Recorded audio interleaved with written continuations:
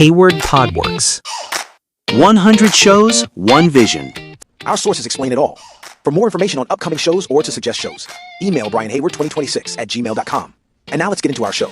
Hayward Podworks is vision, deep dives into any topic. Okay, let's unpack this. We are diving into a corner of the internet that promises something almost too good to be true. Right. Building a genuinely profitable business by selling products that require, well, virtually zero traditional writing. I know, it sounds wild. I'm talking about low-content books, planners, journals, notebooks, all uploaded directly to Amazon's KDP platform. And that's the fascination here.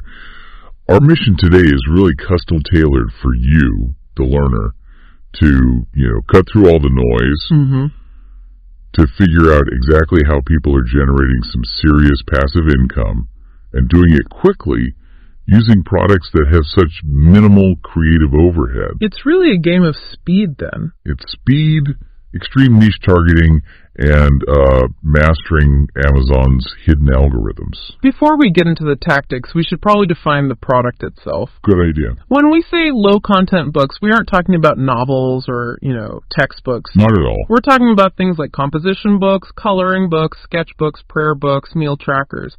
Planners, yeah. Anything where the pages are largely just standardized templates or lines. It requires minimal to no content input from the creator. And that low barrier to entry is the core appeal, isn't it? It is. I mean, you don't need a formal publishing background, you certainly don't need writing skills, and you can get started using commercial templates that are already out there. So you just sign up for a free Amazon KDP account, and that's it. That's the start. And if you truly want that passive income, the sources suggest you can outsource the design and creation process almost entirely.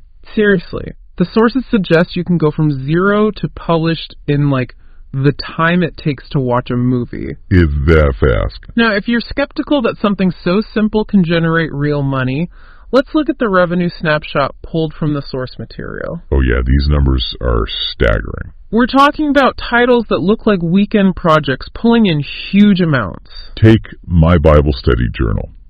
This title, likely just a series of structured prompts and lines, is estimated to pull in about $2,489 a month. Almost $2,500. And here's where it gets really interesting for me. The 1-minute gratitude journal. Right. Which probably contains, one sentence printed 365 times, has an estimated monthly revenue of $4,217.36. It's incredible.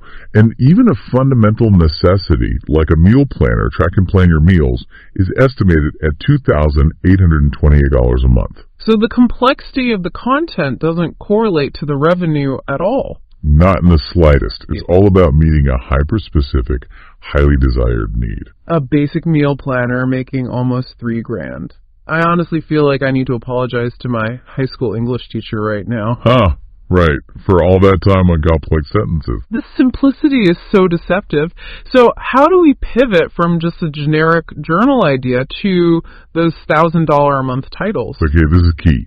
We need to lock in on 4 core areas that basically determine whether you succeed or fail in this market. The 4 pillars. Precisely. We call them the 4 pillars of low-content success. And the foundational pillar 1 is finding scorching hot niches. So if you miss this, nothing else you do matters. Why is finding the niche more important than, say, the quality of the cover or the interior design? It connects back to the psychology of the buyer. The goal is to cater to die-hard fans in markets that are often, price insensitive. Okay. These people aren't looking for the cheapest, most generic notebook. They're looking for identity validation. What do you mean by that? They want products with images or phrases or inside jokes about their specific hobby or their profession, their identity. I see. And when you tap into that deep connection, they will pay a premium. That just fundamentally changes your entire pricing strategy and your potential profit margin. That completely reframes the entire business model. You're not selling paper, you're selling a piece of their identity. Exactly. So we've found our target niche.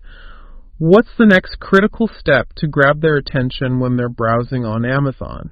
Is it the cover? Absolutely. That's pillar 2, creating unique and attractive covers. But again, attractive is subjective. It is. And the sources emphasize that you have to gear your covers toward what people in that specific niche are instantly attracted to. Right.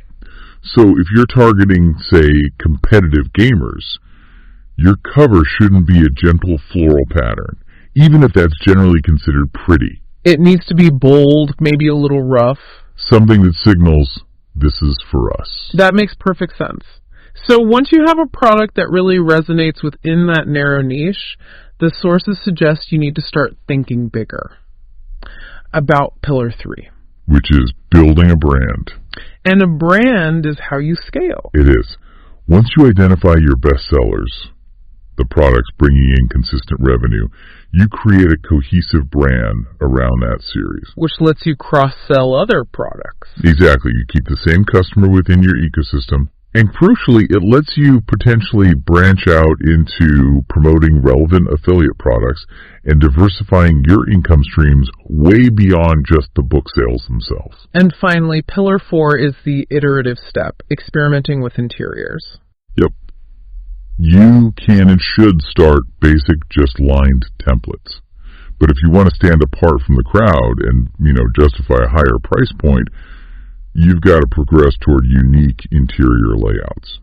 Customized prompts or exclusive templates? That are only relevant to that specific niche. Okay, let's talk production logistics because volume seems crucial here. It is. The general guideline is to aim for books between 100 and 150 pages. And the sources warn against going over 150 pages. Why is that? It's a critical reason.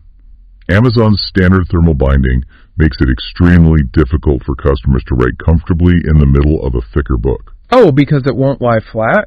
It won't lie flat, and they don't offer spiral-bound options for KDP print, so you're creating a frustrating user experience. That's a crucial tactical detail. Don't make your product unusable. Now, for goal setting.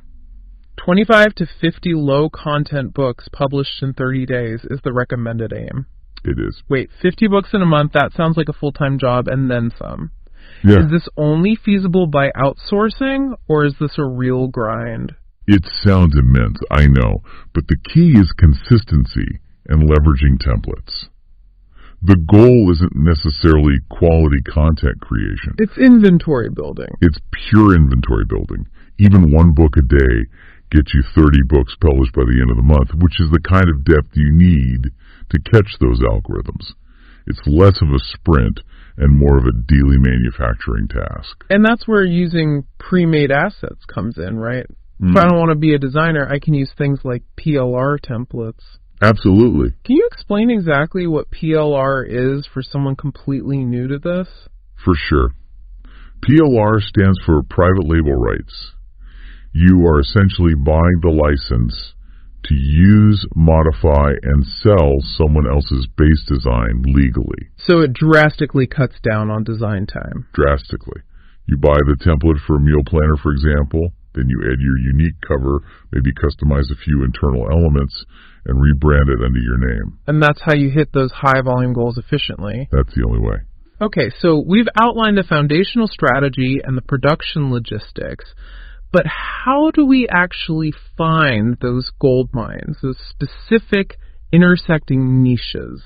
This is the most crucial part. Let's zoom in on niche research. Okay. Profitable publishing really hinges on the art of niching down. An umbrella niche like general gratitude journals is way too broad. You're competing with everyone. Everyone. The money is in the intersection. This means we stop publishing general products and start tailoring them to a very specific segment of that large market. Give us a few examples. Okay, so instead of a broad gratitude journal, you create something hyper-targeted. Think about the unique needs of a gratitude journal for first-time moms. Their specific anxieties and joys are different from anyone else's.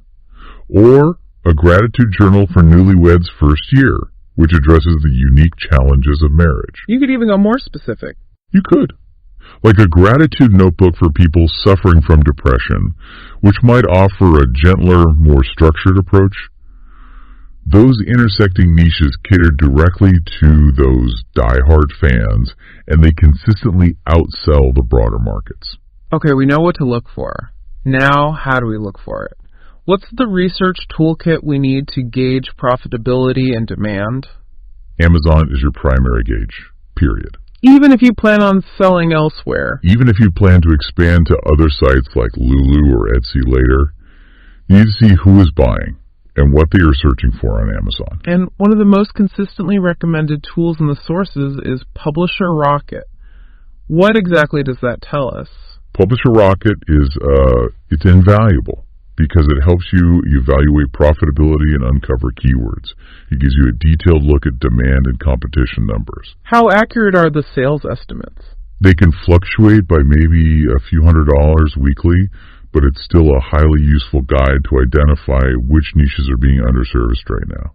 Beyond Amazon, social platforms have to be gold mines for this, like specialized Facebook groups. Yes, exactly. Look for specialized active groups with at least 200 or more members. That shows there's enough engagement to support a market. And you just listen to their language. You listen. They use language and share pain points that tell you exactly what kind of journal or planner they need. And you can dig deeper with Facebook's Audience Insights tool to see what other interests they have. And don't forget subreddits. They give you an instant, almost raw snapshot of hot topics and trends. They're amazing for testing market language. You can also install the free Reddit Enhancement Suite, which helps filter results and spot those emerging trends before they hit the mainstream. Finally, Etsy. Yes, look at Etsy. Browsing their categories shows you hot markets, and you can quickly see the popular printables people are already buying and downloading. Those printables are basically proof of concept. They are proof of concept, and they can directly inspire your own journal templates. Plus, you can sell your own books there as downloadable printables, creating a whole second income channel. So the general tip here is to be consistent. Be consistent with research and keep a dedicated swipe file, a digital notepad, to track every potential keyword, niche idea, and successful title you find. You're building a database of profitability. Now we transition to the engine that drives those sales. Discoverability. Right. It doesn't matter how perfect your niche is if Amazon can't connect your book to the right buyer. And this is where we have to shift our thinking. You have to recognize that Amazon is not just a store. It is one of the world's largest search engines. Just like Google. Just like Google, Amazon uses sophisticated algorithms to match keyword strings entered by users to the most relevant products. If you don't speak the algorithm's language, your book stays invisible. So, visibility and rank are determined by two main things: smart use of keywords and category placement. Let's talk about the keywords specifically, the hidden ones. We need to maximize the 7 keyword slots Amazon gives you in the KDP dashboard. Only 7? Only 7. Think of them as invisible tags on the back of your book. They tell the Amazon librarian exactly who should see this. Since you only get 7, every phrase has to count. And the strategy is to use keyword phrases, not single words, what we call long-tail keywords. Correct. Instead of a single hyper-competitive word like journals, you use journals for pregnant moms or trackers for keto beginners. And these are the hidden keywords. They're hidden because readers don't see them, but the algorithms know them intimately. Then you have your front-end keywords used in your actual book listing, title, and blurb, which are visible to everyone. Okay, to find the best keyword strings, the sources insist on a specific research method.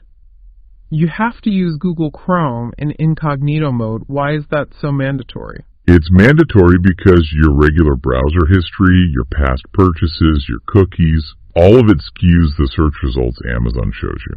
So Amazon thinks you want what you bought last week. Exactly. Not what a brand new buyer is searching for right now. You need an objective baseline. And once you're in incognito mode, you always start your search within the Kindle Marketplace store on Amazon itself. What do we do there? Once you start typing common keywords into the search bar, you just watch the drop-down list. Amazon's autofill shows you the most commonly used long-tail keyword strings based on what active readers are actually searching for. That list is gold. Pure gold. And here's that powerful trick from the sources. Include the word "and" in your search. Yes. If you type a keyword like journal and then the word "and," Amazon will provide even more long-tail options you might have missed. The algorithm is trying to pair related search terms for you. Finally, don't forget category placement. Right. Reserve 1 or 2 of those 7 KDP keyword slots for Amazon's primary category keywords. You can find them on the KDP category page. And this gets you into more specific subcategories. Yes, the less competitive subcategories that serious buyers actually browse. Okay, so to succeed, you really need to think like the reader. Outline the 3 pathways they use to find books on Amazon. Pathway 1 is the search bar. Your keywords handle that. Got it. Pathway 2 is browsing categories. Your category keywords handle that. But Pathway 3 is often overlooked. Going to familiar author pages or checking the also bots and recommendations. So your entire strategy, from branding to publishing volume, has to cover all 3. You have to maximize your presence across all 3 pathways. With the Amazon listing optimized, let's quickly talk about driving external traffic. While Amazon is powerful, external traffic can boost your ranking fast. Let's start with Instagram. On Instagram, you have to think of hashtags as the platform's version of your keywords. They start with the hashtag sign, no spaces. Exactly. No spaces. You can join words together or use underscores. And you can use up to 30 hashtags per post. The sources suggest using as many as you can as long as they're appropriate. You should. But how do you sell a book visually? Right, it's just paper. You have to create compelling content for the platform. Post stylized images of the covers, sure, but more effectively, use reels or stories to show a quick flip-through of the interior. Show the buyer what they're getting. Yes. Tell a story that matches the niche theme. A coffee cup, a cozy blanket, and your new book. The crucial tactical detail on Instagram is the link, though. Absolutely. The website URL must be placed in your bio. You can't put clickable links anywhere else on Instagram, so you have to be disciplined about updating that profile URL Hayward to new Podworks. releases. And we can track 100 those efforts shows, using one tools vision. like All right, Statagram. this is Hayward now Podworks, iconic and that's today's Square. episode. Yeah, that helps you If this understand helped you, audience do me a favor, engagement hit follow, and which leave a quick rating, hashtags or and share it with images one will person work who'd get best. value. Okay, Want let's the look at extras, the other links, and new major drops? platforms. Check the show notes. Pinterest Until next is time, stay basically sharp, a stay visual consistent, search and keep engine, building. which makes it Hayward perfect Podworks. for these We'll kinds talk of soon. products. So you start by using keywords right in your username and profile description. You do. Use terms like journals, sketchbooks, or printables right away. And when you create boards, which are like folders for your pins, name them with focus keywords like holiday journals or 5-year memory books. And here is the key. Use descriptions for both the boards and your individual pins that heavily include your primary keywords. This maximizes discoverability when people are searching. You're basically turning those boards into SEO landing pages for your products. That's exactly what you're doing. You can pin content easily via direct URL upload or a browser plugin that links right back to your Amazon listing. Okay, to wrap up this fascinating dive, low content publishing seems like one of the most streamlined ways to create a passive income channel. It is, but But it absolutely requires significant upfront work to build up your inventory. The sources suggest aiming for around 100 high-quality, niche-specific books to establish a solid platform. that's the foundation that really benefits from the algorithms. So your essential action items now should be clear and actionable. First, set up your Amazon Author Central account immediately. Go to authorscentral.amazon.com, fill out your bio, claim all your books, and customize your URL to make it memorable. That establishes your credibility. And second, Continuously dedicate structured time, ideally daily, to researching those intersecting niches so you can uncover those profitable keyword strengths. So use the tools, but also just browse. Yes. Browse Amazon and social media in incognito mode. Track what the market is actually saying. Okay, leave us with a final thought. Here's the final provocative thought for you to chew on.